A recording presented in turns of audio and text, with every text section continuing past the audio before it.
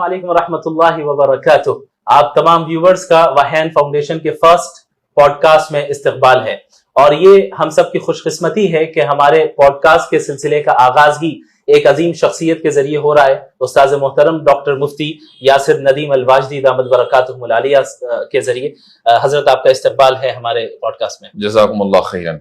बारकल्लाहु Feke. अल्हम्दुलिल्लाह हजरत ने हमारी दावत को कबूल करते हुए कोलकाता आने को कबूल किया और हजरत तशरीफ लाए, अगरचे चंद घंटों के लिए ही आए और हमने मुख्तलिफ प्रोग्राम्स भी किए हैं।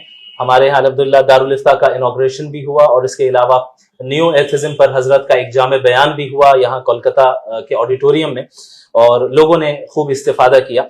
आज इस पॉडकास्ट में इंशाअल्लाह ताला हम चंद अहम सवालात हजरत से भी करेंगे। सबसे पहले तो ये जो चंद घंटों का सफर रहा, ये कैसा रहा आपके लिए हजरत? माशाअल्लाह, वैसे तो बड़ा भागदौड़ी का सफर है, लेकिन सफर क़ितातुम मिनन नारी भी अपनी जगह है। लेकिन मुझे लगता है कि यहाँ आकर एक तो आप हजरात से मुलाकात हुई और मैं अपनी खुशनसीबी समझता हूँ आपसे, आपके वालिद मोहतरम से।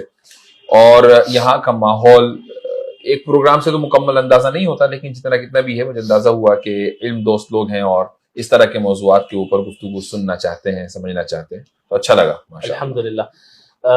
कुछ एक सवाल आपसे ये भी करना चाहेंगे कि आपने जो इस फील्ड का इंतखाब किया, बल्कि इस फील्ड में आपने महारत हासिल की और मुसलसल काम कर रहे हैं और कई सालों से कर रहे हैं, तो इस फील्ड को इख्तियार करने से पहले जो मुफ्ती यासिर नदीम अल-वाजदी थे, बल्कि मैं ये कहूँगा आसान अल्फाज में कि आप यासिर नदीम से डॉक्टर मुफ्ती यासिर नदीम अल-वाजदी तक का सफर मुख्तसर अल्फाज में कैसे बयान करेंगे?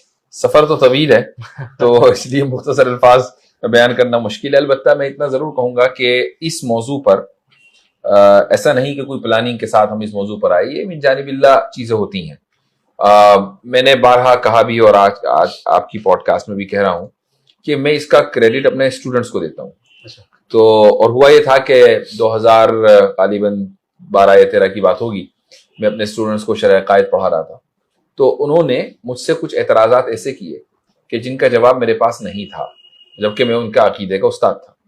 तो मुझे ऐसा लगा कि शायद इस मैदान में अभी मुझे बहुत कुछ सीखना होगा, तो मैंने वो किताब बंद कर दी और मैंने उनसे कहा कि भाई जो एतराज़ात तुम कर रहे हो हैं तो बहुत वैलिड और इस किताब में मिल नहीं रहे, हालांकि वो बाद में मुझे उसी किताब में मिले। अच्छा, माशाअल्लाह। लेकिन फिर मैंने उनसे कहा कि मुझे थोड़ा सा मेहनत सोचने दो, तो मुझे इत्तफाक से हजरत नानोतवी रहीमहुल्लाह की इंतिसारुल इस्लाम किताब हाथ लगी और मैंने जब उसको पढ़ना शुरू किया तो उसमें वही एतराज़ात थे जो वो तलबा की तरफ से आए थे। मैंने वो किताब पढ़ाई और वहां से मुझे ऐसा लगा कि इस मैदान में काम करना चाहिए और इस मैदान में मुताला करना चाहिए, तो बस वो क्रेडिट तलबा को ही जाता है। माशाअल्लाह। अभी रिसेंटली आपने बुरहान एकेडमी को एस्टैब्लिश किया और अल्हम्दुलिल्लाह ये पूरे अमेरिका का लार्जेस्ट और बिगेस्ट इंस्टीट्यूशन है जहाँ पे इस्लामिक स्कूल की हैसियत से। तो क्या विजन है आपका और क्या आप करना चाहते हैं इस जगह के साथ? आजकल इस्लामिक स्कूल के नाम पर एक सैलाब सा उमड़ा हुआ है। हर एक आदमी जिसको एक स्कूल कायम करना है मुस्लिम कम्युनिटी के लिए, तो वो इस ब्रांड को इस्तेमाल करता है इस्लामिक स्कूल, लेकिन वो इस्लामिक स्कूल नहीं होता, क्योंकि लोगों को पता नहीं है कि इस्लामिक स्कूल होता क्या है। हाँ, वो एक मुस्लिम मैनेजमेंट का स्कूल है, वो ठीक है। इस्लामिक स्कूल का मतलब ये है कि जहां पर स्कूल पढ़ने वाला तालिब इल्म जब वो हाई स्कूल या इंटर करके निकले तो उसकी शख्सियत खालिस इस्लामी हो जी। अगर आप इस मकसद को अचीव कर रहे हैं और उस मकसद को अचीव करने के लिए आपके पास कोर्स है, पूरी प्लानिंग है, तब तो आप इस्लामिक स्कूल है, वरना आप अपने आप को इस्लामिक स्कूल कहना बंद करें। हमारा प्रोग्राम यही है कि हम इस इदारे को, बुरहान एकेडमी को, एक मॉडल इस्लामिक स्कूल बनाए ताकि इसका रेप्लिका दुनिया के दूसरे इलाकों के अंदर इंशाअल्लाह कायम हो सके। जी, आपने बिल्कुल सही फरमाया। उमूमन स्कूल्स वगैरह में ये होता है कि इस्लामिक स्कूल को ये समझा जाता है कि शायद वहाँ स्कार्फ पहना दिया जाए या टोपी पहना दी जाए, और इस्लामिक स्टडीज और मॉडर्न एजुकेशन को भी कंबाइन करने के ताल्लुक से मिजाज बस ये होता है कि चंद घंटे मॉडर्न एजुकेशन, चंद घंटे ये। जबकि जैसे कि आपने अक्सर बयान पहले भी फरमाया और आज भी प्रोग्राम में कहा कि सिर्फ मॉडर्न एजुकेशन को पढ़ाना हल नहीं है, बल्कि मॉडर्न एजुकेशन को इस्लामिक पैराडाइम में ढालना होगा। तो इसके मुतालिक कुछ मजीद वजाहत आप। इस्लामिक पैराडाइम का मतलब ये होता है कि साइंस, फिजिक्स, देखिए कुछ चीजें ऐसी हैं, मसलन बायोलॉजी है, फिजिक्स है, अर्थ साइंस है, केमिस्ट्री है और एस्ट्रोनॉमी है। ये 5 साइंसेज हैं कि जो इस वक्त साइंटिज्म या कह लें कि इल्हाद की तरफ लोगों को लेकर जाती हैं। अच्छा, ये साइंसेज बहुत इंपॉर्टेंट भी है, बायोलॉजी बहुत इंपॉर्टेंट है, अर्थ साइंस बहुत इंपॉर्टेंट है हमारे लिए।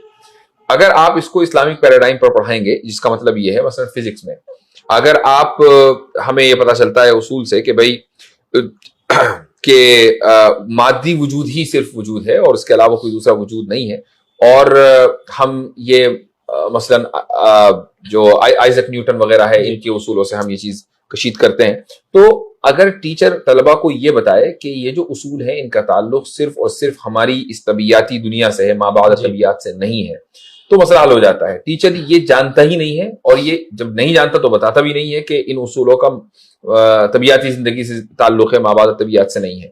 یہ اسی طریقے سے ڈارون اینڈ ایوولوشن ہے۔